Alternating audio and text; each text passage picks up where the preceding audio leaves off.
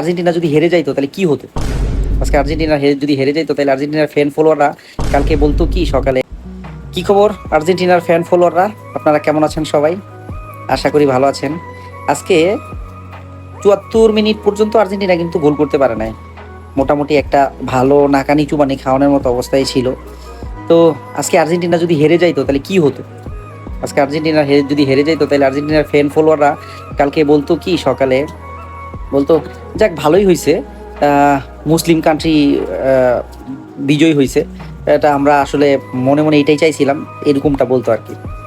তো আর্জেন্টিনার fan flora এইটাই বলতো আর কি। যাই হোক, তবে একটা কথা বলতে চাই, আর্জেন্টিনা বা হচ্ছে মেসি, আর্জেন্টিনার দেশটা কিংবা তাদের যে দলটা বা মেসিকে একটা জাদুকরি দল বা মেসিকে জাদুকরি বলা হয় আর কি।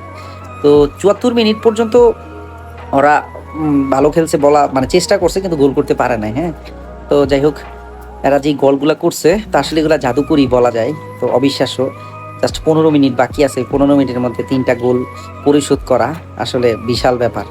যাই হোক, ওদেরকে আসলে জাদুকরি বলা যায় এই আর কি।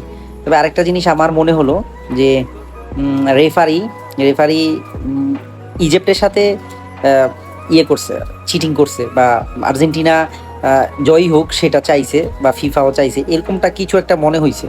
কারণ অনেকটাই দেখলাম যে আর্জেন্টিনার পক্ষেই অনেকটা সাপোর্ট ছিল, ইজিপ্টের বিপক্ষে ছিল অনেক কিছুই। যাই হোক, এই আর কি। ধন্যবাদ।